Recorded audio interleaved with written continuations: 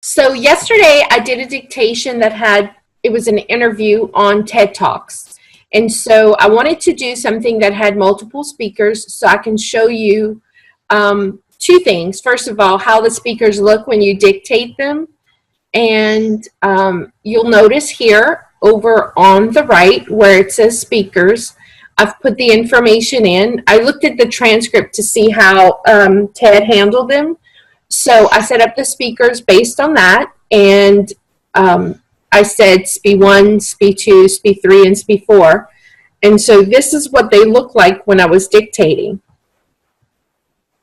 Just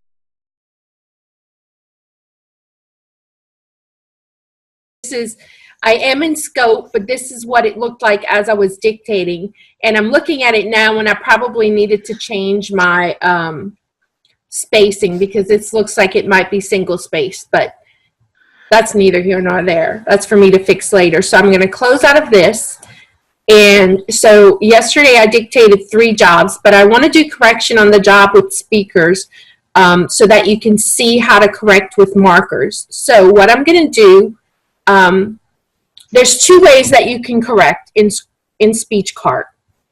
Once you have dictated and you are still in the CART job, you can do correction there. But once you close out of the CART screen, you have to do correction in Open with Scratchpad, or Open in Scratchpad, which is this button, the yellow sticky note with the blue arrow pointing into it. So that's where I'm going to go now. I'd like to make a note here, just that Michelle is obviously set up in, I think it's options, to be in page view here, which is why you see the physical page. You wouldn't, like on my screen, I don't have it set for page view, so I don't actually see the gray area. I only see, the text in the white area. So that's just an option. Some people like to see the page view. I personally would prefer the text to be closer, so that's what I do. I agree with you. I think it was set like this by default, and I haven't changed it. Gotcha. Yeah. You might want to show people where they can go and do that. It's in the style. Oh, it is? Okay. Well, no, maybe not. Let's check. Okay, we'll go to options. Oh, have to wait for it to finish loading. It's basically saying you are being impatient. Imagine that. So I'm going to go to options, and I think page view is actually, yep, you're right, Adria. Open with on the options. It's the page view tab. You have to just arrow to the page view tab, and I don't know that it's going to affect this job. It may not affect it till we come back into it. Right. Right. Okay. So here we are. I'll tell you this much. At the beginning of every job, I warm up, and that's what this first section is. The Q&A, because I've been working with court reporters so long, I always dictate my Q's and A's and speakers as a warm-up. And I say new job before I start actually dictating. And it looks like I have a few false starts here. Okay. All right. So once the job has loaded, it'll say down here, loaded voice data. And you have to wait till that happens before you can start correcting. So what I'm going to do here is I'm going to put my cursor. I'm going to go past my warm-up to here where it looks like I've actually started, and I am going to, there's 2 ways that we can start. Well, first of all, I'm going to get on the soapbox and talk about correction because I do this every time I train. Correction is very important. It's the only tool that lets you listen to what you've done on the job and correct and train Dragon based on that. now as you're in school, you may not be as nervous as you are when you start working, and your pitch and your tone is going to be a little different, possibly because of that. Also, the speeds are going to be different when you start working. So correcting what you've done on the job is really important for those reasons. And so what we're about to do, correction mechanism, is, and I think Diane said the other day that she didn't think that, but this is one of the most important tools for building your accuracy. So with that being said, Adria, do you have anything to add?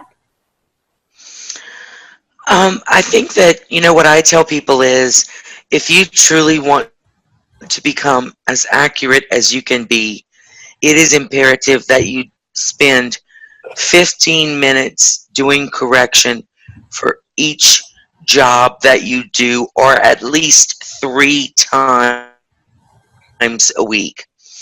And so I'm basically asking for a commitment of, 45 minutes a week.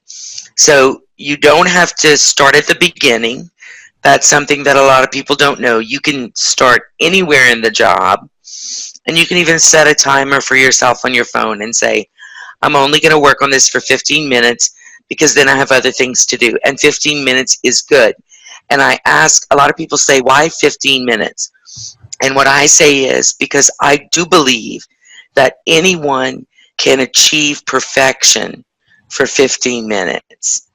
I think beyond that, we start to get distracted and we aren't paying close enough attention.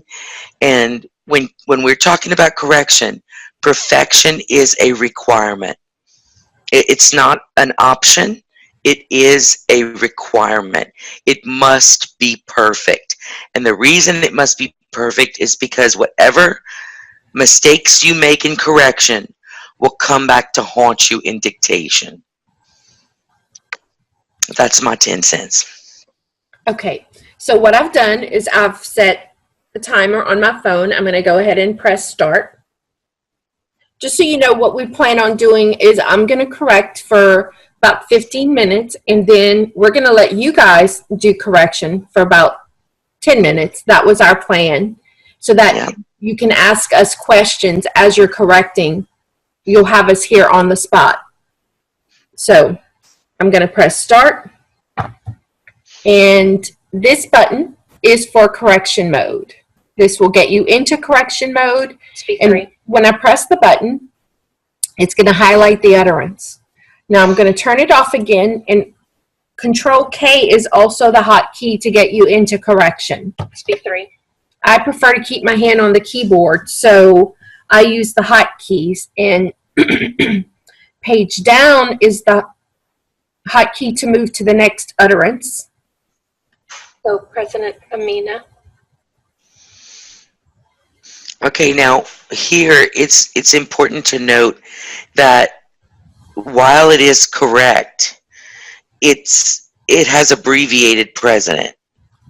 And so if Michelle wants to teach Dragon that she's not interested in abbreviations, she would actually change it and remove the period as well, which is what she did. Now, I will tell you this much. It's because my formatting options are not set correctly. Let's go and look at that. Okay. So the Dragon formatting is this button with the $, January, and AM. And I would need to uncheck abbreviate titles. Did you want to say anything else about this, Adria? Well, I guess the one thing that I would want to say is no one knows about the options that you should have checked better than a working CART provider. And so I would ask Mandy and Steve what they think about these options and which ones should be set for CART. I'm gonna look at mine real quick. Okay. Because what you're seeing here is web and email addresses. That means, I'm guessing, it would put in a link. Because what y'all have to understand is that a lot of the options that we currently have checked on our Dragon options, which Michelle controls all of that. And those have been designed for court reporters because that has been our primary audience for 20 years. Now that we are working with card providers and captioners, we need to know what is right for card providers and captioners. I have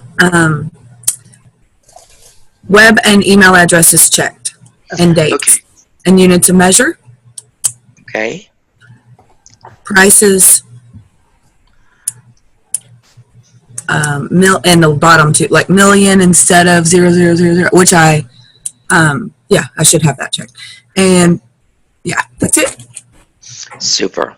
Okay, so you want units of measure to come out like as kg instead of kilogram? Well, I'm still playing with it. I like it, and I'm trying to ask my students, like, would you rather have the word? Truthfully, I'd rather have the word, but I kind of like it. I work so many advanced chemistry and bio classes. It just makes life a lot easier when that happens in those. Very good. Very good information for all of us. Thank you, Mandy. Mm-hmm. And it's possible that you may have to change it per client. I guess so, but really, I just have these awesome little things called real-time rules. Awesome. Love those. Okay, so I'm going to go ahead and click on OK out of this. Okay. Now, her name was also spelled with an H at the end. Oh. So Okay. I'm going to do page down, comma, thank you for joining us, period. Even as, can y'all hear that? Yes. Okay. Comma, thank you for joining us, period. Even as, okay, so notice I played the audio again. There's two options to play. There's Alt-P, as in pirate. Or playback. Or playback here, or F5 if your function keys work properly. So it was good. So I'm going to do page down again. TED speakers go, comma, you're something of an overachiever. Speak 4, laughs. Now, TED speakers go, comma, you're something of an overachiever. Speak 4, laughs. Michelle, may I ask you a question here? Yes. And this might be more of a question for Mandy, but in TED Talks, isn't the TED T cap all uppercase? Yes. Okay, and I guess that matters, right? Because otherwise it's a name. Yeah. The only thing is I don't know if I would leave it because it was right. I don't know. But I'll go ahead and do this. So. Okay. Everything else. Change that, Ted. If you change that capitalized TED away from the way it was, then every time you say the word TED, will it come out capital TED? Possibly, yes. Okay. And so that might be a reason not to change it and just, do editing on the fly when it comes up. You can... or just real time it, right? Like I would do exactly Mac, Don Mac, and then it would be right. Okay. Yeah. Or you could create a real-time rule group or folder called TED Talks, and every time it sees the word TED, it can replace it with capital TED. Yeah, real time. And then you could just, then you wouldn't have to say so much. right. Good point. If I was going to do it on the fly, I probably would stick it in my Tran 1, Tran 2, that sort of thing. Very wise, yes. That's a good idea, too. It would be a good idea to do that in your, if you had a style for TED Talks, for example, you could have the untranslate built into the style as a default. True. Okay. So and also, Michelle, pardon me, I'm so sorry. This would be a very good example of something that you would want to add to your accuracy journal. Oh, very good point. Let me write that down. Okay, I'm going to do page down now. SB1, you have a PhD in organic chemistry, period. You're vice chancellor at the University of Mauritius, period. You're a successful entrepreneur, period. You won numerous awards for your work in science, and you're the first Muslim female head of state in Africa, period. Okay, so here, this is actually, I'm going to use my Control Y, which is word swap, to change to the form of your that I need to be here. Because they put the wrong form of the word your. So I did Control Y and notice it changed to you or your you apostrophe RE. Okay? Okay. Now I want you to notice that the reason I wanted to show you the job in scope was that the speakers had the chevrons and then the name, but here we just see asterisk speaker 1 asterisk, and that's because that's the written form of the word versus the spoken form of the word. And so one of the rules of correction mechanism is, and my markers came out properly, but one of the rules of correction mechanism is that you have to correct to the written form of the word versus the spoken form of the word. And so if you had to correct a speaker, you would correct it this way. And I'll just show you, I'm going to go to vocabulary editor and I'm going to go to my custom words only, because not only do I have my speakers, but I have the app, what I call app Mac.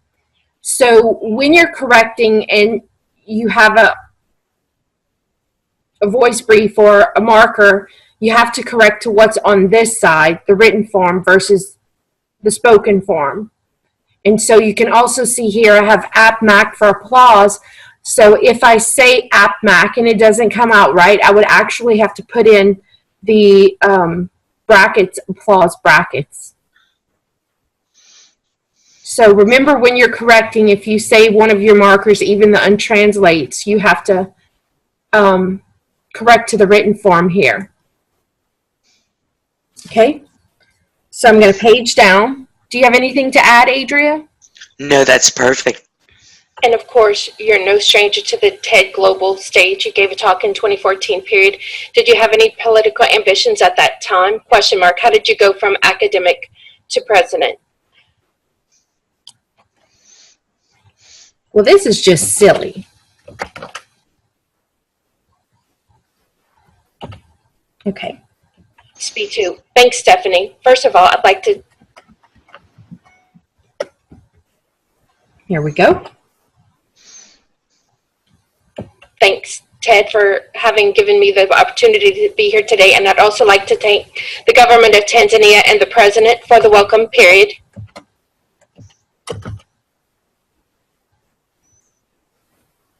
Okay. I believe, Michelle, I believe the opportunity was this opportunity. Okay, can I listen to it again? Thanks, Please. Ted, for having given me the opportunity to be here today. And I'd also like to thank the government of Tanzania and the president for the welcome, period. It sounds to me like the. Highlight just me the opportunity. Me the opportunity to... Yeah, you're right. I'm sorry. That's okay. It's better to be safe than sorry.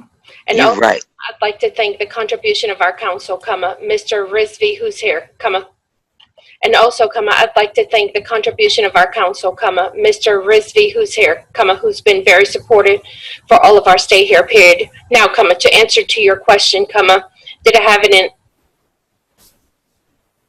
Okay. Perfect. Ambitions in politics, question mark. The straight answer is no, period. I did not choose the world of politics, the world of politics chose me, period. So here I am, period. APMAC. Was the ambitions in politics, was that ambitions in politics or and? Ambitions in politics, Oh, question you're mark. right. The straight answer is no, period.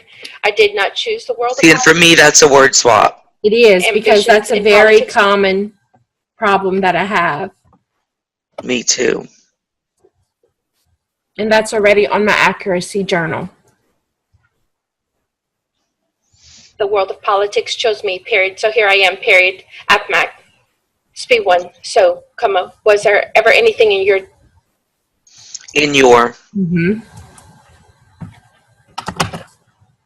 journey that ever made you think that one day you journey that ever made you think that one day you think that one day was what I heard. Yes, but I don't know if I can hear. Journey that ever made you think that one day you One day you big. I don't know. Well, okay, I don't know that I would correct this because I can't understand what I'm saying at the end. So why don't you show them how to toggle the correction then? Well, I didn't make any changes to it, so I can't. Okay. Let's see. Let me journey that ever made you think that one day you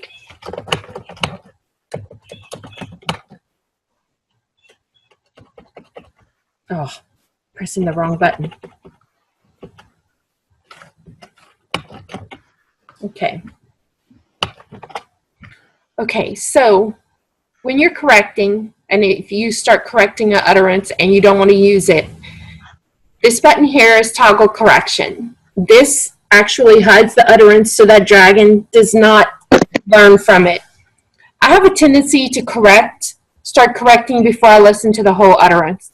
If you weren't on the computer with me, that's what I would be doing. And so if I listen to the utterance and part of it is unintelligible, I would toggle to correction because I don't want Dragon to learn from it. One of the other rules of correction is if any part of the utterance, and an utterance is defined by what you see in orange, because Dragon handles the utterances as you're dictating. It's a group of words that it uses together, creates together based on your speech patterns. And so you have to correct the whole utterance or none of the utterance when you're correcting. It's all or nothing. And if any part of the utterance is unintelligible, like it is at the end, I'm not quite sure what I said, I would not want to correct it because I wouldn't want Dragon to learn from that. Okay. And so when you go off of it, would you show them how it turns red? Just do previous. Okay. question mark. Did you ever imagine that? Okay. So I think what you can all see, it maybe looks purple, but it's not the same color as the other corrections. The corrections that she made that are correct are actually green, whereas the one that she toggled off of correction is a different color. And I hear that your timer went off, so it's time now to turn off correction and go to utterance summary. May I say something? This is Diane. I thought that I heard at the end of that first paragraph, first of all, I'd like to thank. And then farther down again, I thought that I heard I apostrophe D again. And I'm not sure if that's my speakers on the computer or if that should be changed. Always good to listen again. SB2. Thanks, Stephanie. First of all, I'd like to... You right? Yeah. Thank you for catching that. And where's the other one? Yes. And also, I'd like to thank the contribution of our council, Mr. Rizvi, who's here, who's been very supportive for all of our stay here, period. Now, Michelle, did they say, did you say, I'd like to thanks Ted or to thank Ted? End of the first paragraph. SB2. Thanks, Stephanie. First of all, I'd like to thanks Ted for having given me... Oh, no, you said thanks, Ted. Okay. Yes. Now, while we're still here, we should probably go over the other rules of correction because we haven't met with all of them. So Do you want to go over them, Adria, or do you want me to? You can go ahead. That's fine. Okay. So we went over the first two. The next rule of correction is if you say the wrong word, you have to correct to the wrong word. So, like I said, thanks. Here I said instead of I'd like to thank Ted, I said thanks, Ted. So I have to correct to what I actually said versus what I actually meant to say. Right. Okay? That's important because when you're correcting, it has to match, the utterance has to match exactly what you hear. And the biggest problem Dragon has is with the smaller words, as you can see with my eye. So you really want to make sure, thank you, Diane, for catching that you correct those little things because that's how Dragon is going to learn. The next rule of correction is don't add punctuation that you did not dictate. It's a big problem for court reporters because they want to correct it to make the transcript perfect. But if you did not say any of the punctuation, you would not add it in there. There's a time and a place for that. Right. And it's not here. Not here. The next one is make sure you spell the words correctly when you're doing correction because if you don't, it will add them to your dictionary. I'll give you an example. In Real Time Coach, there is a dictation that talks about Mount Everest.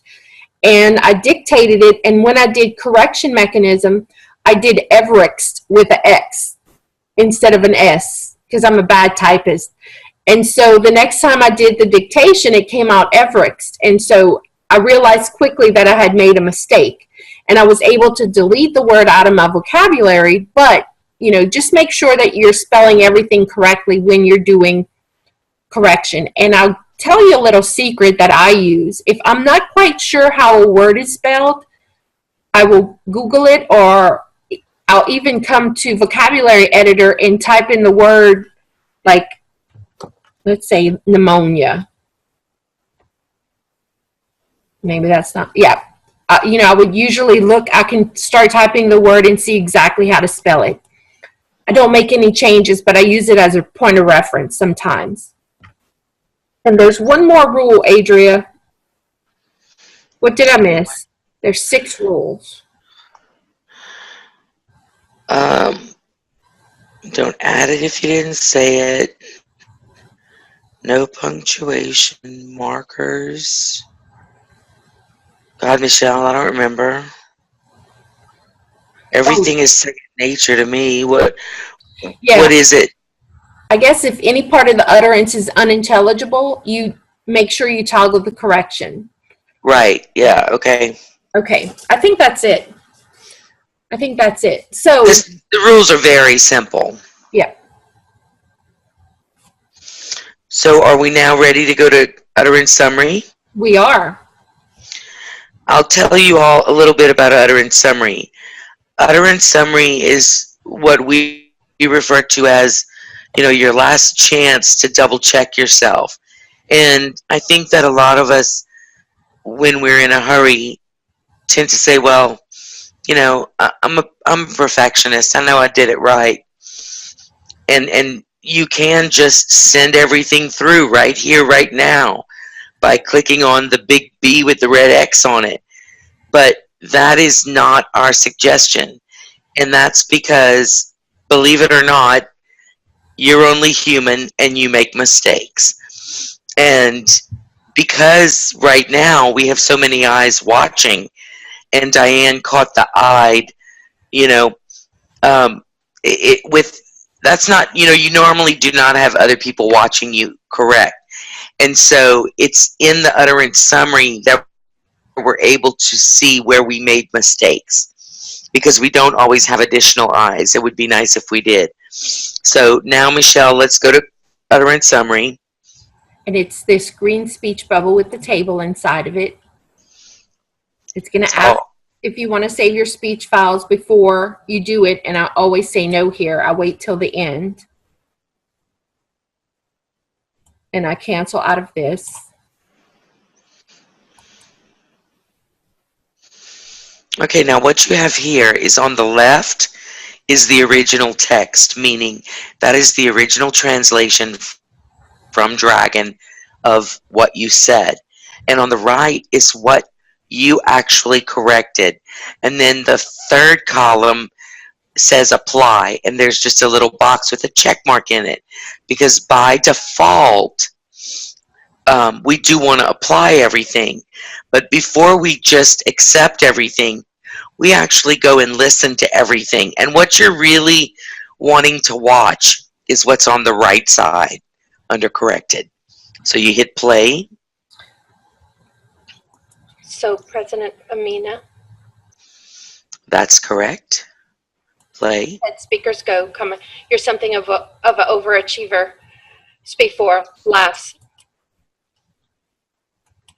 If you had corrected the entire job and you were sure there were no errors, you can save it for vocabulary building at a later time. I'm going to cancel at this point. What you see is that everything that was previously green is now blue. That means that that text has been what we call pushed through to the engine. And we use that term frequently. And when we use that term, we mean that you have blue text. Dragon has learned from those corrections.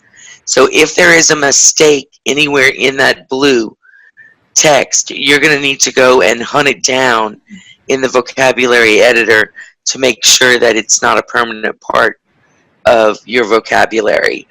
But now Dragon has learned. As you can see, that took 15 minutes of time, but we were doing a lot of discussion. Normally in 15 minutes, I'd have this whole thing done. Well, this talk was, I think, 20 minutes. So. Oh, maybe not then. I generally do dictations that are 5 minutes long. Yeah. And so with a 5-minute dictation, I can correct the whole thing in 15 minutes. But for 20 minutes, no, maybe not. But that's okay. That's absolutely okay. Because remember, we're shooting for perfection. I have a question. When you're in Scratchpad correcting and you click on the A thing for correction mode, and then so how do I get to the next, when I hit, it just does the first one, how do I move to the next utterance? Like, how do you? Page down. Okay, thank you. Page down and page up. Okay. And Page up will go to the previous one. If you're already on the next one and you see you have a mistake, hit page up and it'll go to the previous one so you can edit it Okay, again. thank you. You're welcome. One thing I did forget to say is that I use this a lot, and I find my recognition is good, so I don't have to delete so much. But Control D is the hotkey to delete a word, and with Dragon, it's usually a misrecognition versus a misspelled word. So what I usually do is correct to the right word and then do Control D to delete the wrong word. That's the hotkey that I probably use the most when I'm correcting. Me too. Would this be something I would do, these corrections, if I keep getting the wrong THERE, or I've been having trouble with my period not working? I say PIRK, and oftentimes I say the word peers, and it gets it wrong. Would that be when I would put it in my mind after this job I need to go through corrections? Yes. Okay. And there's another thing that I do, Mandy, when that happens, is if it says, like, let's say that I say PIRK and that's my period, and I get peers, well, then I would actually go into vocabulary editor and I would bring up the word peers and I would train it. I would say it, hit go, train, peers, again, go, peers. And I train it about 5 times. And then I would go to my PIRK and I would train it about 5 times, because I believe that when Dragon is having a problem discerning one word from another word that sounds like it, oftentimes training both of those words clears that confusion up for Dragon. Okay, thanks. Sure. I have a question about the theirs too. Does Dragon usually pick them up, like the differences, and if they don't, is that something I should be training in custom words or anything? That's a great question, and that has to do with context analysis. Okay. As you do learn from specific documents and you feed Dragon the context of your speech, and your speech, if you're a CART provider, is going to be all over the place. You could be dealing with microbiology, or you could be dealing with um, you know, the Mayan civilization and history, or there's so many different things that you could be covering. And so there's going to be a lot of different text that you need to feed Dragon in order for it to learn. But the more Dragon knows you, the more it understands your language of speaking, the way you speak, the more it's going to get those homonyms correct, because context analysis is really what helps you with those kinds of words. Okay, thank you. You're welcome. Okay, so while Michelle's finding it, I'm going to explain to you guys that, and you may see this if you have used the speakers at all, it is extremely common for people to get speak to for SPE 2. SPE 1. That sounded like SPE 1. Well, no, it's at the end of the utterance. Oh, okay, right. Okay, I pressed stop so that, I would have it here when you're ready for me. Okay, so in this unique situation, not only did Michelle get speak 2 instead of SPE 2, but the utterance broke in the middle of her speak and 2. And so it's very difficult. Well, you can't do it. You cannot correct one word or one marker that is split up between two utterances. And so, Michelle, if you would play the end, just that very ending part of your utterance. President of your country, question mark. Speak. There you go. And so it does sound, in fact, like speak, but I hear the SPE more than I hear the K, but I could see how when Dragon cut it off, it turned it into speak instead of speak 2. Right. In this scenario, and then in the next sentence, in the next utterance, play it again, Mitch. 2. It's important for many reasons, period. 2. It's important for many reasons, period. So, in this instance, I'm clearly hearing speak in one utterance and 2 in another. And so I would not change that, because if you changed it, it would basically eliminate both of those utterances. Because you cannot correct across utterances. Right. So in this situation, you would not change the speak 2 to speaker 2. But you would definitely want to go and train SPE 2 a little bit more to make sure that it is in fact understanding SPE 2 instead of speak 2. Because there are going to be times when you are going to need to say speak 2. Well, and also, I think I paused too long between the SPE and the 2. I didn't say SPE 2. I said SPE 2. So part of that is me. Right. And I recognize that.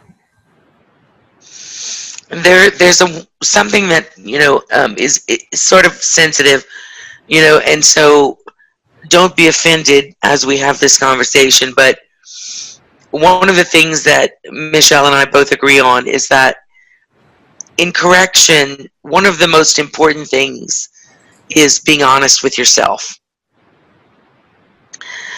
You have to say, "Oh, that was me," just like Michelle said. Well, see, that was me because I paused between SPE and 2. And so it turned it into speak in one utterance, 2 in another. And so it's very important. You don't have to admit it to anybody else. You just have to admit to yourself when, oh, that was me. That was not Dragon. That was me. And you're going to have greater success if you can truly listen to your dictation and say, well, I screwed that up. And so no wonder Dragon got it wrong. And that's a very important thing that we all have to do, is just accept that there are going to be times when the problem is our own. Yeah, I found that a lot, that recently, that a lot of the mistakes are me not being able to keep up with the speaker or making mistakes. So I'm really glad you talked about the toggle, because I didn't know what to do with that. So that was a huge help today. Thank you. Well, Good. you know what I'm discovering too, and this might help those of you who are just learning CART like me. If I make a mistake and I misspeak the word, a lot of times I'll speak it again. And so I'm finding that Dragon, sometimes when I misspeak, it gets the right word. So I'm trying not to speak words multiple times because I knew I got it wrong, and just leave it as the one way I said it, and I could do correction. But if I say it twice, then I have more mistakes, and Dragon may have gotten it right anyway, even though I didn't speak it exactly the way I should. But if you get it wrong and you know you got it wrong as soon as it comes out of your mouth, you could say Delmac and then say the right word, right? Yes. Okay. Yes. Absolutely. We haven't gotten to those yet. Okay. And that's something that for the rest of you, you know, in the beginning, it's overwhelming to think that, number one, you can go as fast as some of these working voice writers go. And believe it or not, you will get there. It doesn't always feel like you're going to get there in the beginning, but with voice writing, I believe with my whole heart that you have to stay on your game. You have got to always practice and always correct and always continue to strive for perfection in your dictation and in your listening skills. My personal biggest fear about CART is having to, what the military reporters used to call, summarize. What's the word that I'm looking for? Paraphrase. Thank you. That's it. That is my biggest fear, because for 20 years, I've been voice writing the way court reporters voice write, which is just verbatim. And so to me, verbatim is much easier than paraphrasing. Mandy, do you or Steve have any feelings on that?